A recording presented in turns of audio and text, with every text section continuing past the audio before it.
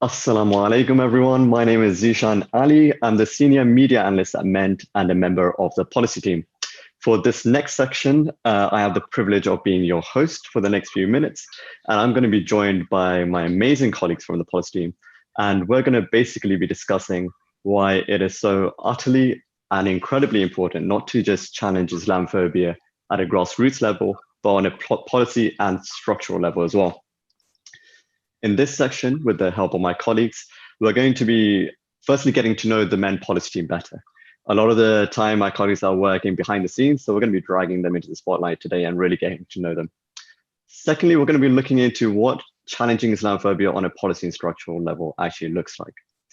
And finally, most importantly, we're going to be looking into all the things Ment policy team has been up to over the past year to benefit the Muslim community, whether that be our work during COVID, what we've done to challenge the Uyghur genocide and stand up for our Uyghur brothers and sisters, or how we've been consistently challenging the government whenever they've been completely ridiculous, and making sure the Muslim community's interests are always protected and presented. All of our work is, of course, down to your incredible support. Being 100% community funded means every single piece of our work is for your benefit and your benefit only. We strive to ensure the UK can be a place where every single Muslim feels free to practice their religion without fear of any repercussions. Today, we're asking everyone to consider donating to Ment whatever they can and help us continue our struggle. Today, we are looking for 100 special supporters to donate just £10, a price of a takeaway, and help us make Islamophobia history. You can donate via launchgood.com/Ramadan, and you can follow our work at Ment Community on all of our social media platforms, including Facebook, Twitter, and Instagram. We are speaking from Ramadan Radio. Thank you for having us. You can listen by using links and on their Facebook page. And if you want to call in, please use the numbers 077 614 60614. But without further ado, I want to bring in my first guests for the afternoon, Tariq Afwan Ali and Ruqayya Amin. Now, Tariq Afwan Ali is a researcher at Ment. He is a graduate of BA Politics, Philosophy and Economics, and is presently studying for an MA in National Security Studies via the Aziz Foundation Scholarship Programme in the Department of War Studies at King's College London. Ruqayya Amin is another researcher at Ment, and she's involved in a variety of written and long-term research projects relating to Islamophobia and racism. She is also part of the creative media team at Ment, exploring creative ways to transform policy material into visual and more accessible formats for social media platforms. She has a degree in Arabic and Spanish and a master's in Middle Eastern Studies, and is passionate about languages, culture, politics, and racial justice. Obviously, those bios do not do justice, but salam both, how are you? Thank you so much for coming on today. Alhamdulillah, good. How are you? Alhamdulillah, yeah. Ruqayya, how's your fast going? Alhamdulillah, not too bad. I think, Ment's keeping us busy. So, when you're productive, time goes a lot faster. And obviously being in lockdown, you can get lions. So it's been okay. Alhamdulillah, that's really good. Yeah, I think one of the benefits of Ramadan is month seems like a long time, but it's already speeding past us. 4 or 5 days now, depending on when everyone started. Tariq, how are you? How's your fast going? Alhamdulillah, bro. It's going all right, yeah. Like Ruqayya said, if you make use of your time, it does go a bit quick, but unfortunately today I'm quite thirsty, which is not too good, like obviously because we have to do this, but inshallah it's gonna be a breeze, bro. It's fine. We're only speaking for max half an hour, 45 minutes. Gonna fly past, inshallah. But yeah, how was your suhoor today? Was it minimal? Yeah, so I didn't actually have a conventional suhoor. I just had a glass of water because I literally woke up like 2 minutes before the Fajr Adhan, so I just downed a glass of water, and yeah, that's what's keeping me going. MashaAllah. May you be rewarded for your efforts, inshallah. But yeah, before we really jump into the nitty gritty of what policy team does, I was thinking for the benefit of our listeners, let's get to know you guys. We know Tariq, you're doing an amazing master's at King's College London. How did you get into that, and how's it been trying to juggle work and studying? Does it clash? Does it work? Yeah, so essentially the reason why I chose national security studies is because I wanted to understand the intricacies of terrorism and radicalization, which is, of course, you'd both be aware, is it causes widespread misrepresentation of Muslims around the world. And undertaking the master's, I have actually studied counterterrorism and the notion of radicalization thoroughly. So in the future, inshallah, if I wanted to challenge these things, I could do so with a somewhat of a legitimate voice, because I'd obviously have a background in studying national security studies. And with regards to balancing it with my work, alhamdulillah, it's actually been quite good, because more often than not, the work that we do at MEND directly correlates to my master's. So when we do submissions, say on the prevent strategy, when we analyze Schedule 7, a lot of these things directly relate to my modules, which I'm doing for my master's. And yeah, so with family as well, alhamdulillah, this has been one of the benefits, one of the blessings, shall I say, of COVID, is that we've all been able to spend time with our family, particularly during lockdown. So I can always make time for my family amidst my my work and my studies. Alhamdulillah, you're right. This is as much of the challenges COVID has presented us, and I think we're going to go into some of those challenges in a bit from the policy side at MEND. There have been huge benefits as well, especially in Ramadan. Ruqayyah, you said you were not just actually part of the policy team, you're part of the creative media team as well. So you're part of two teams within MEND. What does that look like? So the creative media team is fairly new, and it was created to essentially bridge the gap between policy and our social media and graphics team. So the aim is to have a more focused communications front. So we primarily look at the way we can creatively convey messaging and concepts and arguments, and transform some of our policy work into more accessible and digestible formats for wider audiences. So on a day-to-day, this can look like identifying issues or areas that we feel are important to start a discussion on or raise awareness about, whether it's a Twitter thread or an infographics reeling data from our Islamophobia response unit, or an Instagram carousel summarizing a policy report. That's amazing. That sounds like a lot of resources. And so why is it so important that when we're producing work at MEND, that you want to make it accessible as well? So a lot of the work we do in policy, it's really valuable, and it's a lot of original research goes into it. So one of the key problems that the CMT identified was the fact that we are creating all this material, but it's not reaching some of our audiences. So we thought it was really important to kind of transform it into a more digestible and more accessible format for our audiences.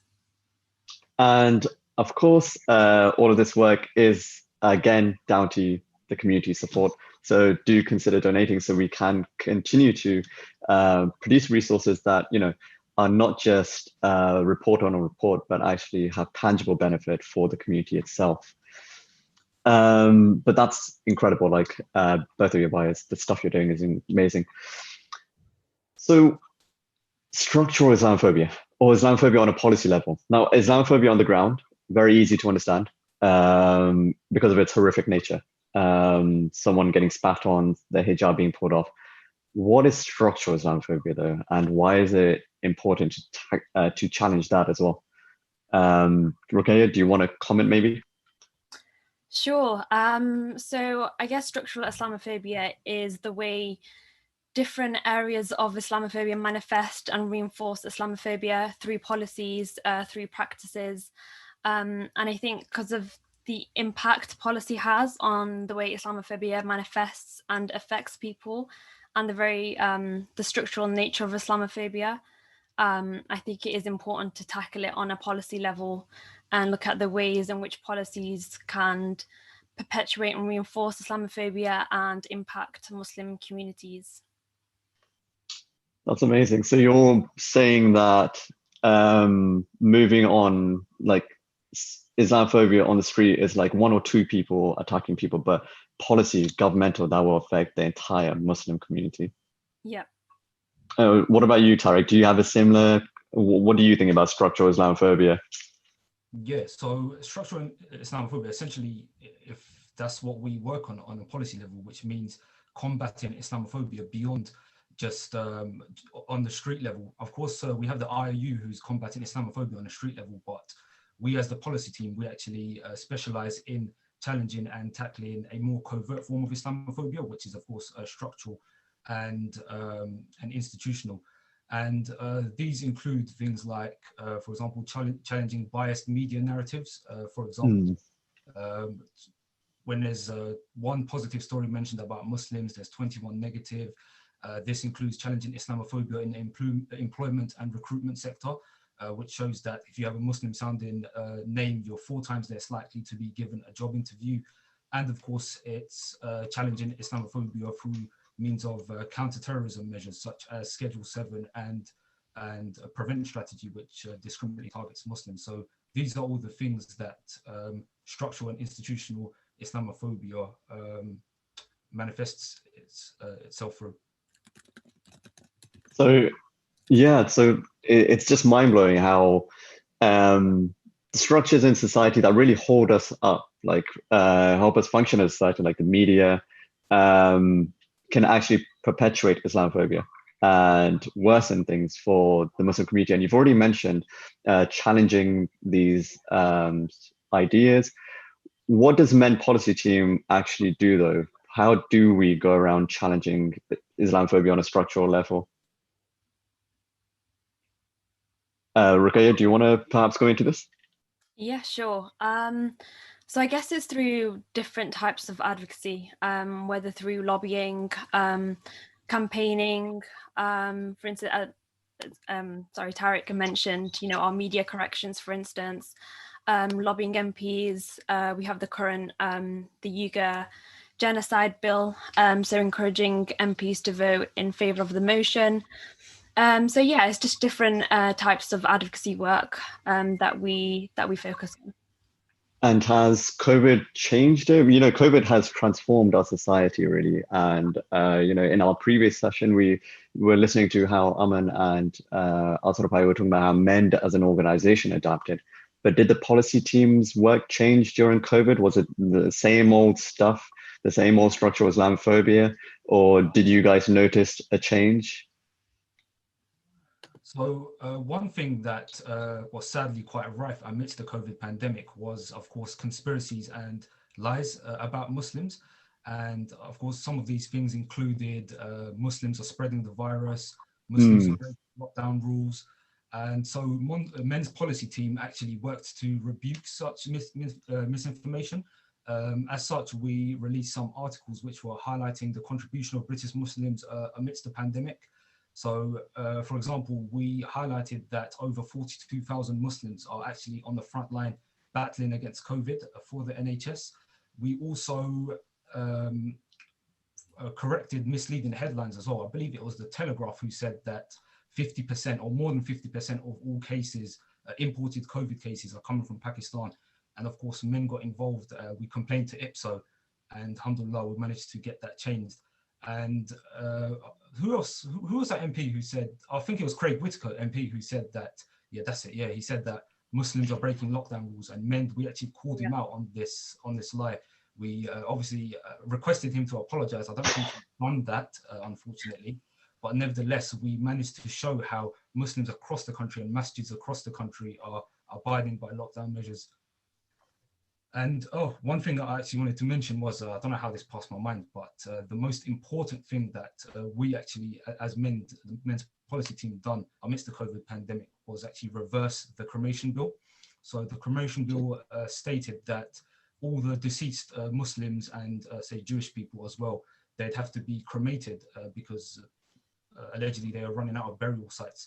But MEND got involved. We lobbied with MPs at maximum capacity. And alhamdulillah, we managed to get that reversed, which allowed Muslims to bury their deceased as per Islamic rites. That's incredible. And without men's work, that would have just gone through. That would have been legislation. Absolutely. And we know places like Sri Lanka, that is legislation. That is what's happening. Cremation without any discrimination or religion. What about you, Ruqayyah? Have you noticed things that have changed during the COVID pandemic? Yeah, I mean, similar to what Tariq touched upon, the far right was mobilized with all these conspiracy theories going around and the misleading headlines.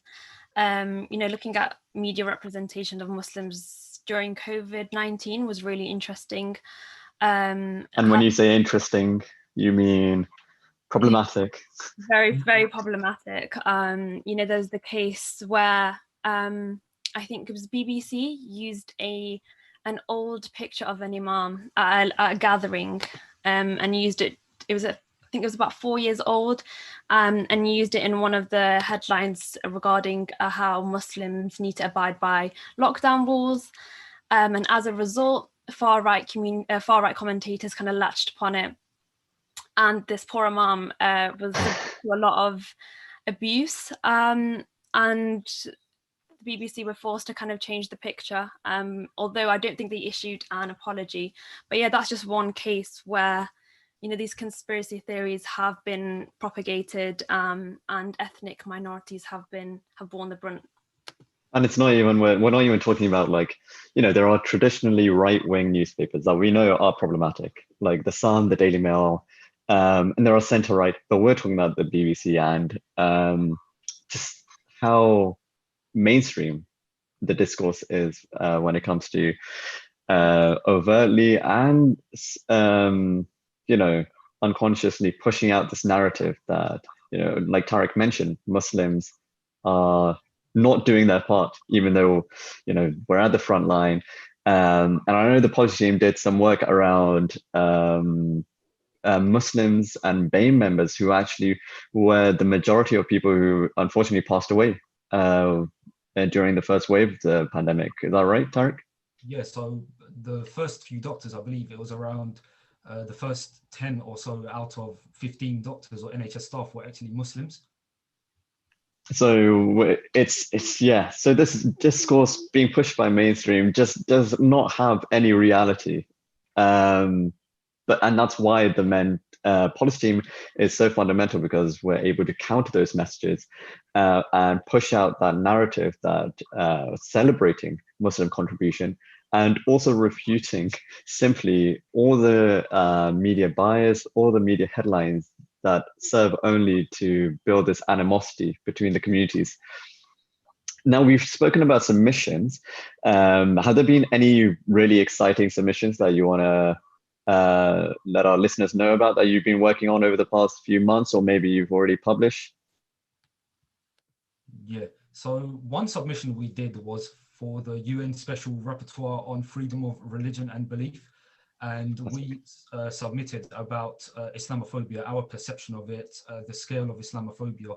And alhamdulillah, this resulted in the UN Rapporteur on Freedom of Religion and Belief actually contacting us and requesting a meeting, which was subsequently taken up by the head of policy. And I remember actually working on a submission with Ruqayyah as well. I think this was when COVID started, and it was on the APPG on religion in the media and inquiry into religious literacy. And by submitting this, we sought to show, assist and explore mechanisms for promoting nuanced representation of faith groups for the benefit of mutual understanding and social harmony. And within the submission, we actually detailed how a lack of literacy and broadcasting print media impacts Muslims. For example, we actually highlighted that a study by Cardiff University found that 40% of print media outlets regularly associate Islam and Muslims with words such as conflict and terror. And of course, such inaccuracy and illiteracy being put out by the media has detrimental impacts on Muslims. The Met Police said that Muslims constitute 50% of all hate crimes, despite only making up roughly around 5% of the national populace. So by doing a submission, we try to increase the literacy about Islam and Muslims for the media outlets out there who are putting out misinformation. Fantastic. That's amazing. I think we're gonna be joined by our other colleagues, Sami and Abdul, Samia and Abdul Sami. But Tariq and Ruqayya, thank you so much for joining us. Again, all the work you're doing is incredible, and it's all down to the support of the community. Being 100% community funded means all of our work, whatever we do, whether it be submissions, whether it be meeting UN rapporteurs, whether it be lobbying our MPs, all of it is done with the interests of the Muslim community and the Muslim community only. We are striving to ensure that the UK is the #1 place where Muslims can live and express their religion without any fear of repercussions, whether that be on the street, whether that be on a policy level. We are asking everyone to consider donating £10, a price of a takeaway, and help us make Islamophobia history. We are looking for 100 special supporters today, and you can donate via launchgood.com/Ramadan Mend, no spaces. Again, the URL is launchgood.com/Ramadan Mend. But again, thank you so much, Tariq and Ruqayya, for joining us and giving us an invaluable insight into what it is that Policy Team has been up to. And I think we're going to be joining, Sami and Samia are going to be joining us now. Jazakallah khair for having us. Jazakallah khair. Assalamu alaikum. Wa Wa alaikum assalam.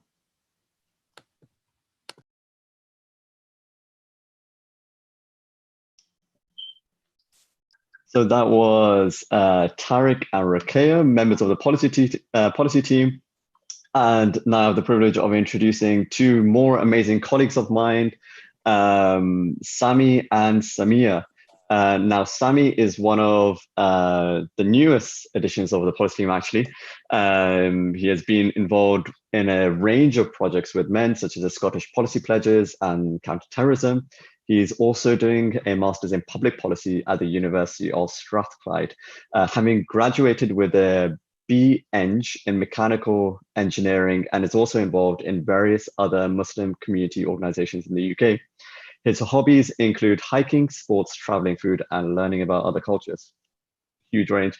Thanks for coming on, Sami. And I have the pleasure of introducing Samia as well. Samia is a researcher with a background in psychology. She's also a lover of cake, coffee, and a good crime novel.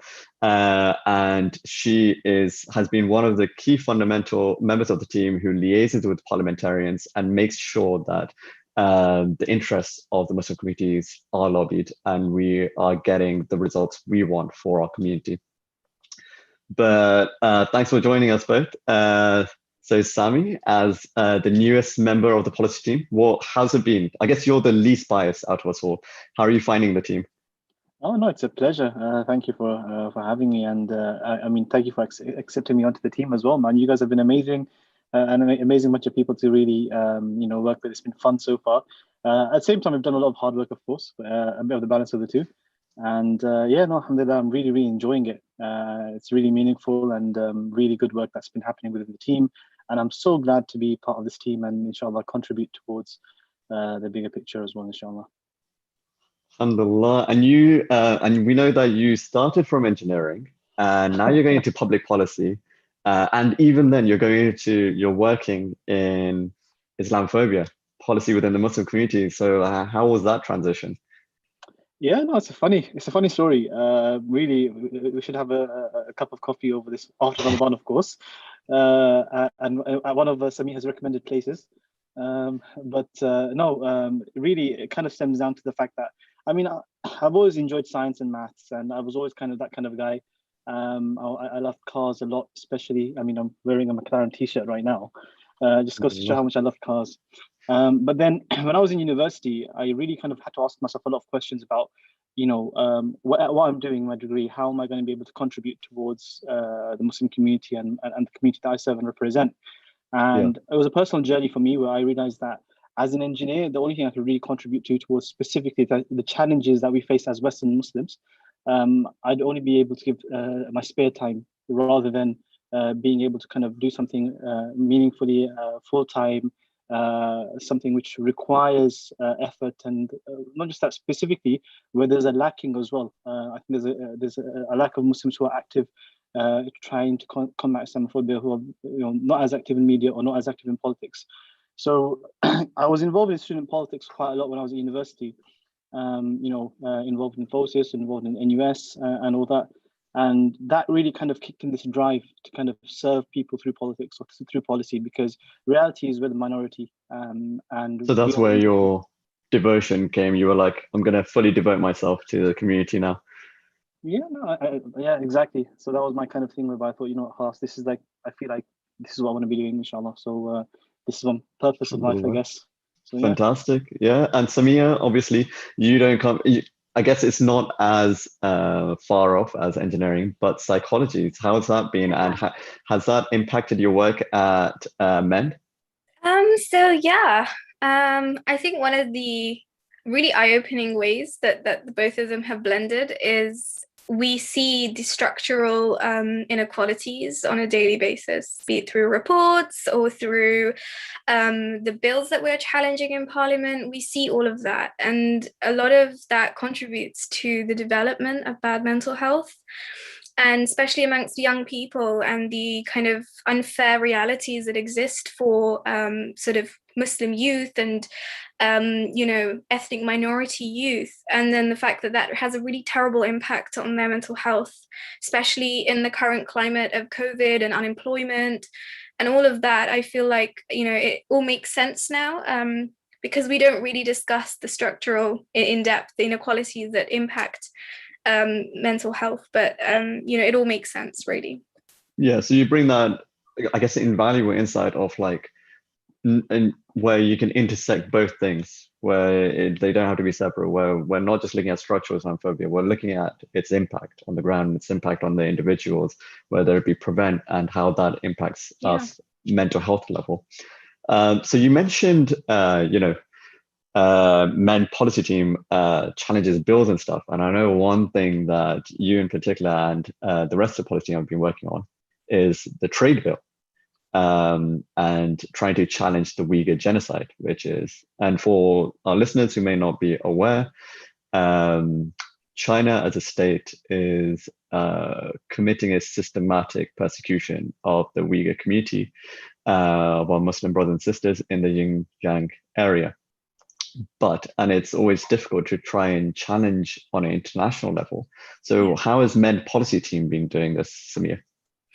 So the UK courts recently had the opportunity to decide on sort of how the UK trades with countries that are potentially or are confirmed, like China is, to be carrying out genocide. And we have been lobbying parliamentarians to support this amendment, to give the power to the courts in order to, to do that. And another thing that we've been doing is there is a debate coming up next week on whether, we decide whether there is a genocide happening in China. And, the US and Canada have declared it as a genocide. So we are encouraging parliamentarians to restate the commitment that this country makes in order to, to never allow genocide to take place. So that's one of the ways that we've been doing it. And to be honest, parliamentarians have really been engaging with us. We've received so many quotes that we've been using on our social media.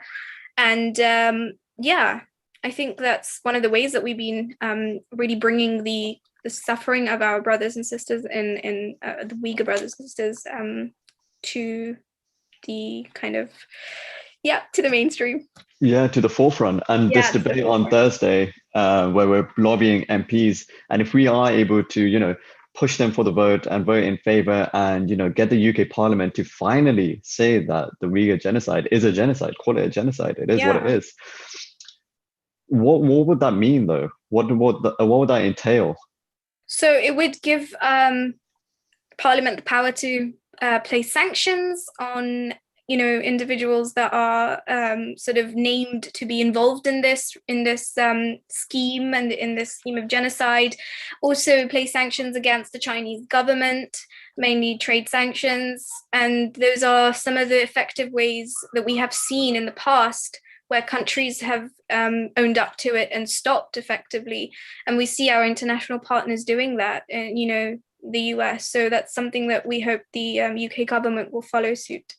Applying that international pressure. And obviously we have the very historical example of apartheid, and it was all down to an international boycott that we were able to put that pressure on. Even BDS applying that pressure and helping the Palestinians.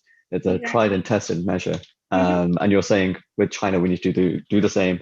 And that's what MEND Policy Team is pushing parliamentarians to do, stand up for our Muslim brothers and sisters in China and make sure that their interests are protected. Yeah, 100%. And I mean, not to kind of toot our own horn, but we have been putting in hours to this. And so inshallah, we hope that we see the results we want, for our community. Yeah. And that's the main thing. And I guess it's, it's a huge concern for not just obviously our Uyghur Muslim brothers and sisters. Obviously, they're the ones who are going through all this, but as a ummah, it affects us all, regardless of who's being impacted, which Muslim community across the world, whether it be Rohingya, whether it be Palestine. But bringing it home slightly, Sami, I know you've been working on far right groups, and you've been looking into far right groups, in particular in London. So how's that been? Yeah, no, to be honest, it's kind of comes down to certain experiences younger growing up in Tower Hamlets. So, I mean, as no matter where I am in the world, I originally am from Tower Hamlets, born and raised. And and yeah, no, there were times, for example, where, in the earlier days with the EDL, for example, they'd come down for the kind of protests and attack with the threats to attack the East London Mosque. And then the whole Muslim community would come together to kind of stand, unite, be around the masjid to make sure everything's fine, or have a counter protest to these kind of so-called EDL kind of protests. And it kind of it created a specific kind of a fear within the Muslim community, especially amongst the younger generation, whereby parents would tell the kids, "Don't go out. These racists are going to come down. You're going to get bottled." There was also at that time a lot of mistrust between the police as well. I remember the specific incident as well, actually, and this is where we really need to understand how important it is to not just counter Islamophobia on a grassroots level, but also on a structural level. Because I remember the specific protest where the EDL had come down, and of course there were police there who said that you're not allowed to enter Tower Hamlets, so they were kind of on the border of Tower Hamlets. And certain police officers kind of, I guess, misused the powers, and the specific community leader was actually attacked by a police officer, where the police officer was kind of saying that this person was acting in a manner where as if he wasn't, he was not peacefully protesting, and that he was antagonizing and trying to kind of create a bit of a rift. And being a young, I was probably 16 years old at the time. Seeing this, this person getting whacked by a police baton, for example, and he didn't kind of respond to the police at all. Like he just kind of, he took the hit, and that's what it is. So really, growing up in that kind of an environment, where you've had that kind of fear of, you don't know what the police are going to do to you. You don't know if you're going to, walk around the streets, and then all of a sudden someone from the EDL might come, or Britain First might come, and just hit you with a bottle to your head or something like that. So really, it's important to kind of understand how how we can kind of mobilize together to counter the far right, basically. Yeah, and incredibly, and I guess you've already touched on this. Like, it's not just the far right, but that's on the street. We can see that happening, but it's sometimes overt. And you gave a very powerful example of this police officer. And again, to clarify, we're not saying like when we're talking about structural Islamophobia, it's like 1, 2, 3 police officers in the system that are bad. That doesn't matter. What we're talking about is that the entire system creates an environment that allows for Islamophobia, propagates Islamophobia, reinforces it, and pushes these anti-Muslim narratives. And I think one of the big things that has come out over the last few weeks, and I know the policy team has done quite a bit of work, is that whilst MEND believes, and a lot of minority communities across the board will believe, that there are huge issues of structural racism and structural Islamophobia, a government report and a government review into, the government found that the UK is, alhamdulillah, not racist at all. There's no problem with racism. Actually, we're a model that it should be, that European countries should look towards for guidance. Samia, I remember you in particular did some work around this, didn't you? Yeah, it was a very shocking morning for us all, and then we utilized that adrenaline to really get stuff done, But yeah, I feel like the report, we made a submission to the call for evidence, and we shared the findings that we've, come across over the years, experiences. And it was quite a betrayal to the ethnic minority communities in this country to say that there is no structural racism when, I'm sure each of us here will have an example of how we've experienced it.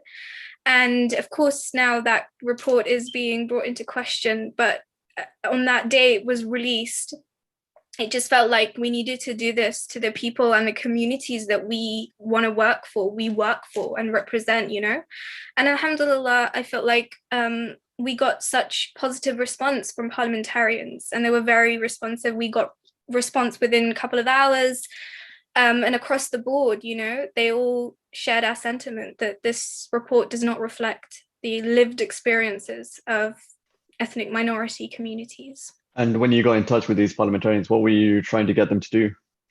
So sorry, I didn't clarify, but we wanted quotes or even a video, a 30-second video, just to highlight that, that the community's sort of needs and the feelings of the communities have been reflected in the thought process of the parliamentarians, that they do care about us, Yeah. So you're saying like at every level, policy team try to, push the interest of the Muslim community. First, we did the submission, had that, we provided the anecdotal and structural data and evidence and all the experience of the Muslim community presented to them. And even though the government report completely betrayed all of that, we didn't give up. We lobbied MPs and we got them to say, actually, we stand with the Muslim community. 100%. And these inquiries, the questions are generic, they're very open, but we always frame it in the context of Muslim communities. And, as our experiences and our expertise in that area. And we always do that. And alhamdulillah, I think hand on heart, I can say that day I felt satisfied that I, as on a personal capacity, had done enough to put forth the needs of our Muslim communities, Yeah, and that's all down to the fact that the only funding that we get is from the community. We don't have to answer to anyone. We don't have to answer to the government. We don't have to answer to any charitable bodies. The only people we answer to is the Muslim community, and all of our work or everything we do is geared towards making sure we're doing the best stuff for the Muslim community to create an environment that a Muslim can express their religion with their family, with themselves, and not fear any repercussions. We are asking everyone to donate whatever they can at all to MEND so that we can continue our struggle. In particular, we are looking for 100 special supporters to donate just £10 and help us make Islamophobia history. You can donate via launchgood.com/Ramadan MEND. That link is launchgood.com/Ramadan MEND. And of course, do follow our work on all of our social media platforms at MEND Community. But that's it. The stuff is incredible, what you guys are doing. Talking about this lobbying, I know like in London, in Scotland, across the UK, there are mayoral elections, there are regional elections coming through. Sami, how has your role been, and how have you been trying to, has the policy team been trying to prepare for that? I guess that would be the initial question. Yeah, no, I think it's been, election things are preparation is always so important, making sure that we identify who all the candidates are, making sure that they are aware of our kind of policy pledges. And if any of you guys don't know what our policy pledges are, these are kind of specific pledges that a policy covering specific policy areas that we believe are important towards actually combating Islamophobia.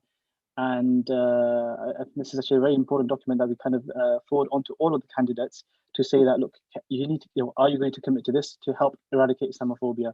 And how do you guys decide what these policy pledges are to you guys? So our policy pledges, of course, are come up through the kind of a variation of our board members and who, of course, are and senior management team, and board members, of course, are people who are from the Muslim community. Anyone can kind of join as a volunteer and eventually kind of get to the board. So it's really shaped by our volunteers who are basically the Muslim community. So a lot of our work actually comes from the Muslim community, whether it be from the funding and donations, but even a lot of the ideation, a lot of the things that you see us doing is actually been driven by you guys. And inshallah, through these elections, we actually hope to make sure that we get these commitments. And even, if these guys are only able to implement one or two of these policies, again, that's an amazing kind of, amount of success that we compared to before. And at least we're able to hold them to account as well. So really, it's a really kind of important piece of work that we do here at MEND. Yeah, no, that's incredibly powerful. And I remember I had a meeting with the Green Party co-leader, and being able to have a Zoom meeting, obviously because of COVID, having that meeting with her, we presented the policy pledges, we showed the methodology that, you know what, this is what the community wants. We listened to them and this is what they want. And we presented 22 pledges. They accepted 21 in their manifesto. So that's the power of being able to lobby your MPs, right? But Samia, so we've do submission and stuff, but are there any, and that's geared towards mainly MPs, right? That's mainly geared towards institutions.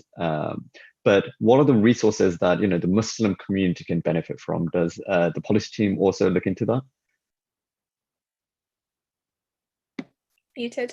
So yeah, we actually also cater for our community's needs, and so we have recently created a document which Muslim communities and individuals can take to their employers and share with them just guidelines for how the employers can make a Muslim employee's Ramadan as smoothly as possible, what expectations they should have, so annual leave at the last 10 days. So that's really handy, very straightforward and very clear, and it's on our website. So that's www.mend.org.uk, and if you go to resources and publications, you can find it there. Another thing that we do is easy read guides, so issues that are affecting our Muslim communities that come through to on individuals or through to our Islamophobia response unit. And so one of them has been the lack of prayer spaces in schools for Muslim students, and that's a really big issue because some schools just don't want to cater for it, but they are obliged to actually. And so we just did a very simple, easy read guide on the law surrounding that, what students can ask for, what parents can say to get things done. And we have plenty more, resources. And the idea for all of this is to empower our Muslim communities to know exactly what their rights are, to know who to ask, what to ask, and how to ask. And, so that when going forward, future generations can look back and say, alhamdulillah, we had everything we needed to be empowered individuals. So what I'm hearing is that MEND doesn't just want to be gatekeepers. We're not saying, exactly. If policies wants to go, if MPs need to go to Muslim community, they need to go through us. We're saying actually MEND's only role is to empower the Muslim community. 100%. Whatever we're doing is to empower them.